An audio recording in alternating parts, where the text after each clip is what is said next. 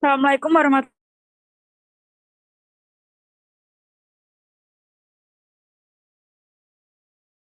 wabarakatuh. Budaya bakalan kerajaan dengan anggota kelompok sebagai berikut.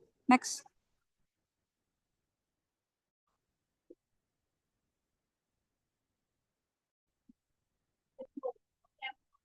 Berikut merupakan abstrak yang kami rancang dari laporan yang kami susun. Ikan nila merupakan ikan budidaya penting di Indonesia karena pertumbuhannya cepat dan juga mudah dipelihara. Namun, produksinya sering terganggu akibat infeksi virus dan parasit yang menyebabkan kematian.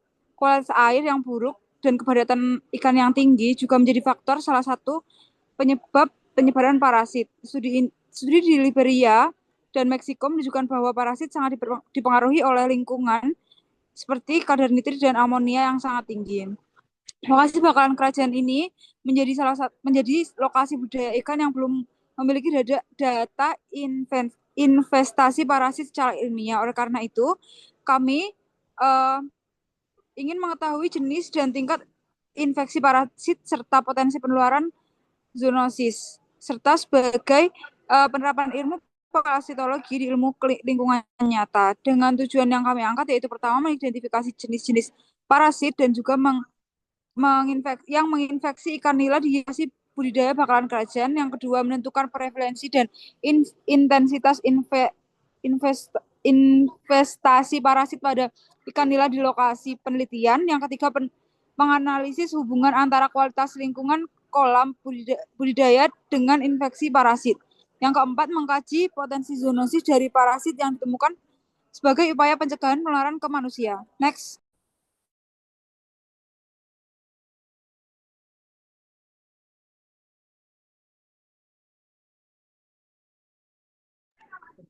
Yang Baik, selanjutnya selanjutnya yaitu merupakan metode yaitu dengan waktu antara bulan April hingga Juni 2025 dengan lokasi pengambilan sampel yaitu di budidaya ikan nila merah yaitu tepatnya di Jalan Pelabuhan Tanjung Priok RT 2 RW 3 Dusun Silir Bakalan Kerajaan Kecamatan Sukun Kota Malang. Kemudian untuk lokasi identifikasi parasitnya yaitu di Laboratorium Biologi Dasar Departemen Biologi Fakultas MIPA Universitas Brawijaya. Next. Metode yang kami gunakan yaitu yang pertama persiapan alat bahan dilakukan dengan persiapan alat dan juga bahan yang akan digunakan untuk proses pengambilan sampel dan juga proses identifikasi parasit meliputi termometer, pH meter, gunting, pinset, aquades, alkohol 70%, gelas objek, cover glass, dan juga mikroskop. Kemudian dilakukan pengambilan sampel dan pemeriksaan lingkungan. Sebanyak 10 ekor nila diambil secara acak dari berbagai titik kolam. Dilakukan pengukuran suhu air menggunakan termometer dan pH dengan pH meter. Kemudian sanitasi kolam diamati melalui observasi kebersihan dan juga wawancara semi terstruktur.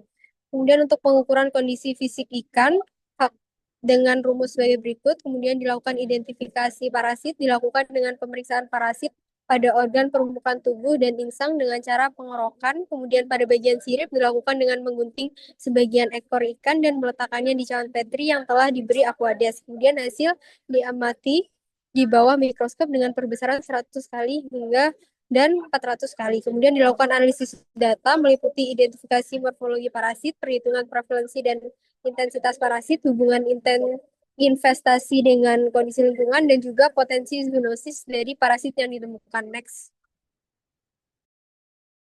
Kemudian yang selanjutnya adalah analisis data. Jadi yang pertama adalah analisis kondisi fisik ikan ditampilkan pada tabel berikut. Kemudian yang selanjutnya ada analisis prevalensi penyakit, di mana berdasarkan data yang kami lakukan terhadap beberapa jenis ikan, prevalensinya sebesar 0,3%. Kemudian untuk analisis data terkait intensitas parasitnya yang kita temukan adalah 0,6. Next.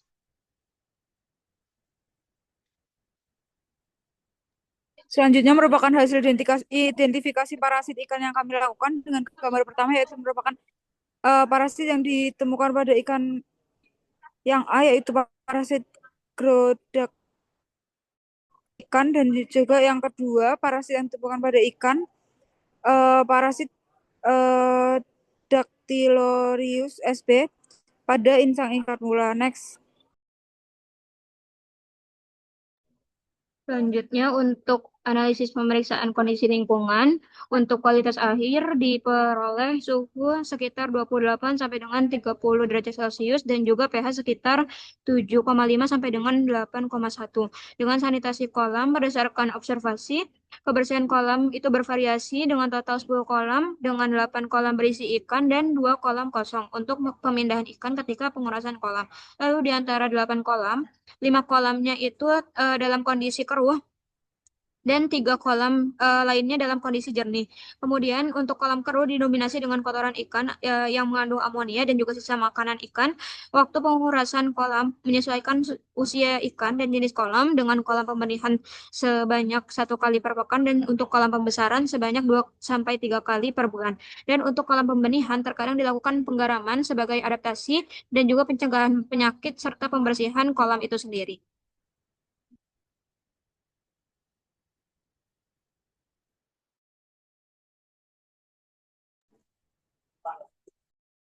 Selanjutnya, untuk potensi zoonosis dari parasit yang ditemukan sebagai upaya pencegahan penularan pada manusia, untuk potensi zoonosis, ikan nila dapat menjadi hospes bagi parasit zoonotik seperti Contrasecum, Eustrongyllides, dan juga Clinostomum, juga Centrocestus formosanus yang dapat menular ke manusia terutama melalui konsumsi ikan mentah atau kurang matang dan juga prevalensi yang tinggi, di mana penelitian menunjukkan tingkat infeksi yang signifikan seperti 57,3% di Ethiopia dan juga 60% di Peru, serta 64,17% di Nigeria, menunjukkan tingginya risiko penyebaran parasit pada ikan nila. Dan untuk upaya pencegahan adanya zoonosis tersebut dilakukan edukasi kepada masyarakat serta perbaikan sanitasi budidaya serta pemanfaatan bahan antiparasit seperti nanopartikel yang dapat dilakukan untuk mengurangi risiko penularan ke manusia.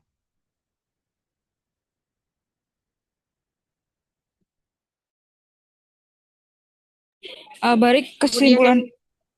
Selanjutnya adalah kesimpulan. Berdasarkan penelitian ini dapat disimpulkan bahwa 2 jenis parasit yang teridentifikasi, di mana keduanya memiliki insang ikan nila di lokasi budidaya balakan kerajaan, yaitu Gyrodactylus serta Dactylogyros. Kemudian keduanya ini termasuk pada kelompok monogenea, ditunjukkan dengan tingkat investasi signifikan, terutama pada kolam dengan kualitas lingkungan yang kurang baik. Namun, jika dilihat dari rasio ikan yang sehat serta rasio ikan yang terjangkit parasit, kualitas lingkungan di lokasi budaya balakan kerajaan dikategorikan aman dan cukup baik. Hasil analisis ini menunjukkan adanya hubungan erat antara parameter kualitas air, suhu, pH, serta kejenihan air, serta tingkat investasi parasit. Kolam dengan sitasi rendah, akumulasi limbah organik, serta frekuensi pembersihan yang jarang memiliki prevalensi parasit yang lebih tinggi.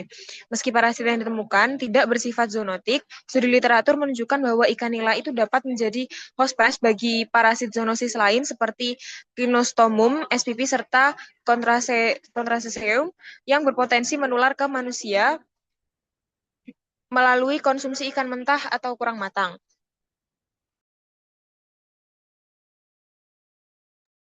Sekian presentasi dari kelompok kami. Wassalamualaikum warahmatullahi wabarakatuh.